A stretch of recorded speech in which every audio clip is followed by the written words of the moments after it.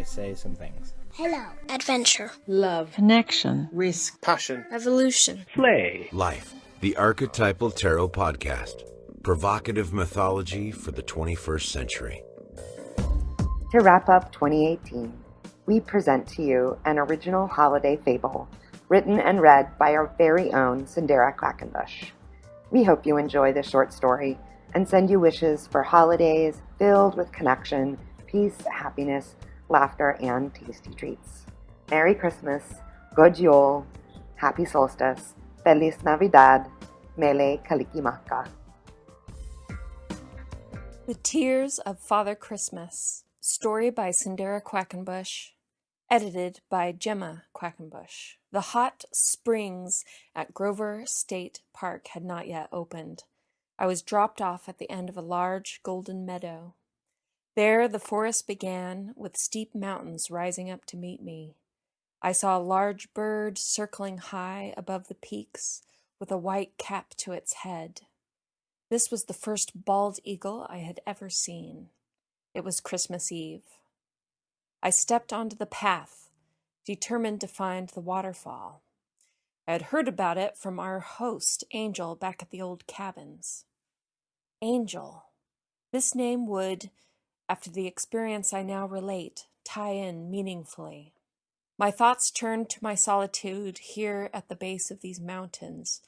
Would any other wild beasts, man or animal, cross my path? I never had these fears as a child, growing up in the desert wilderness, home to so many snakes as well as unsavory characters.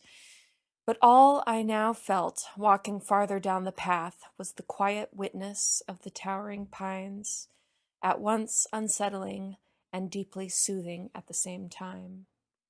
It is a playful habit of mine, ever since I was a kid, to find good sticks to walk with while out in the wilderness. There were plenty about on this walk, fallen from the bountiful trees. I soon found one, roughly about my own height, and had a characteristic crookedness. I was becoming more comfortable in the landscape, emboldened playfully with a bent stick. I noticed a small sprig of evergreen foliage on the floor of the forest. It looked cheerful and fresh. I placed it in the ear of my knitted, fur-trimmed hat. Large stones began to rise along the side of the pathway. The landscape was changing. A large rock stood out, looking like the body of a large, featherless bird. Growing from the gap of the rock, there grew a healthy young pine. I could hardly believe it could have come from such a narrow gap. I thought perhaps it was a branch which someone had put there for fun. I reached and tugged at the base of the small tree, which wouldn't budge. I stepped back, aghast at its stubborn protest. It was indeed held firmly by its mysterious roots, growing from the rock. Maybe a seed had sown itself within the folds of this rock, causing their paths to be inextricably tied. Would roots of a great tree split a rock like this from itself? Or would the growth of the tree be fatefully stunted? Had trees before it, in those enormous eons of time, attempted the same feat? On the path there were now slopes with more snow, which had melted from the previous day's sun, then frozen again, forming a slippery surface. The walking stick saved me several times. Streams with the scent of sulfur ran through these small dips.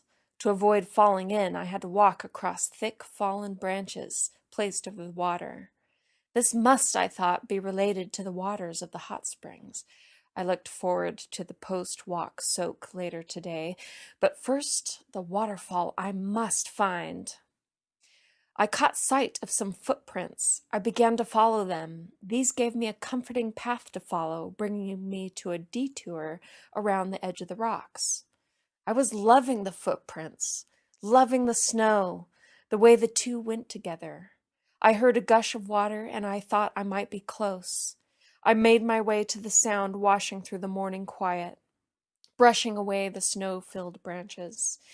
The trail became less obvious as I trudged forward into thicker snow. I was met by an uprising of rock, which did not seem to have a clear path. The footprints detoured around the edge of the rocks. I came to a stream of dark gray waters, seen through the holes of accumulated snow. Here, the snow deepened, and there was no more footprints to follow. I could see the water's cold clarity as it flowed, as it circulated over the smooth rocks. Ice patches were frozen to the edges of the stream, making me cautious to move any closer. Was this the waterfall? This could not be the waterfall. I turned back, retracing my steps through the brush. I turned my attention back to the enclave of rocks, which held the snow in their layered recesses. It was then that I saw the footprints reappear, and once more I followed them. They were going upward. Well, I thought, to see a waterfall, a height must be climbed. So, stick in hand, careful not to slip on icy snow, I began the ascent. The footprints began to appear less and less. At this point, the path was definitely not clear. I began more to trust my instincts. Instincts that I did not know I had, being a snowless, desert-born girl. I had previously been afraid in the snow, afraid of losing direction, getting lost, but the sound of the nearby stream oriented me, and my feet fell one after the other confidently forward. Strange trees grew from the heights of the rock. It was a landscape alien to anything I had seen before. I remember the flat rock I had just landed on when I once again heard the gushing of water. It was a big gush of water. In the deep, cold air, I was getting close. I could feel it. I first caught sight of the waterfall some distance away. I could see that it surged and gushed in several places as it fell upon the rocks. Curved icicles hung on all sides of the largest rock. That rock drew your eyes to its unique shape and contour. To the right of the falls, what looked like a large dead redwood curled towards the sky. Upon reaching the base of its trunk, I noticed it was hollowed out and burned on the inside. I leaned my back against the neighboring rock, further absorbing the flowing statement of the falls. I thought, it looks like I can safely make my way closer. Upon the ice, I meditated. I saw how it formed like long, straight hair down the curvature of the rocky head. I was suddenly able to make the outline of a distinct profile in the ice. Emerging from the curls of icy straight hair, there came a bald white forehead eclipsed with light. There was from there a black hiding place, a secret place inside the ice, a staring eye. I gazed at it, taking it all the way in, watching how that eye was part of a larger portrait. A bearded face. Father Christmas? Yes, I could see it this way. However, this Father Christmas had a facial expression of pure suffering. Water plunged from behind the profile as if they were tears. This Father Christmas, as he appeared to be, was weeping. Now, a quick note on Father Christmas. It was as much of a surprise to me to identify a Father Christmas on Christmas Eve as perhaps it is to you.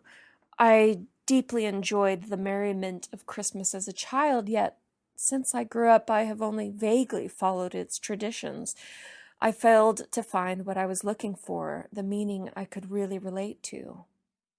At this time of year, I become, you might say, a celebrator of the solstice, reaching the longest night and marking the day when the light would slowly return was the most meaningful essence I could glean from the holiday period.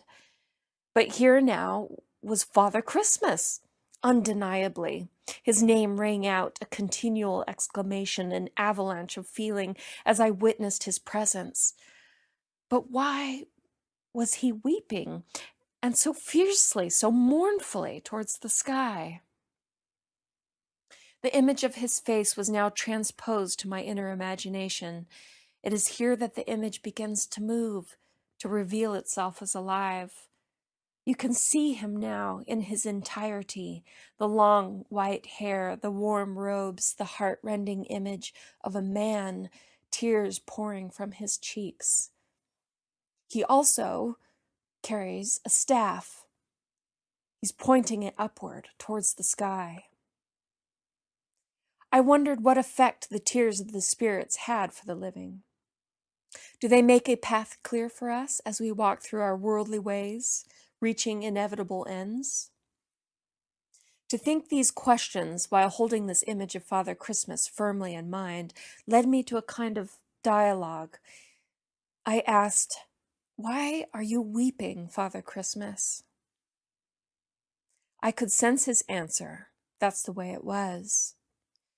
Wherever Father Christmas roams, great gifts are flowering like ripe red fruits, strewn through the snow. Are these gifts like the ones in red wrapping paper under the Christmas tree? No, these are not, because they cannot be things purchased or even made. Gifts, as in, you have a gift, for you are gifted.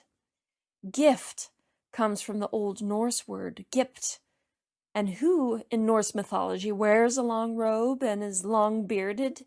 None but the god Odin, master of ecstasy, fury, inspiration, a contradicting god of wisdom and a baffling trickster. He took out his own eye to have the wisdom of all the world. I could see the potential of this shaman of sorts reaching his full fury of agony, summoning from the sky the winds that whip through these mountains, causing in other seasons much mishap in the campsites. Yet here was stillness on this Christmas Eve, a benevolent bestowal of gifts. I felt myself ask, how can these gifts be received? I sensed an answer, the image of Father Christmas growing yet more vivid, multicolored. The gifts cannot be received unless they are glimpsed and recognized in your own mind. I realized that it was a truly grievous misunderstanding, that replacement of excitement for gifts on the outside instead of those inside of us waiting to be revealed.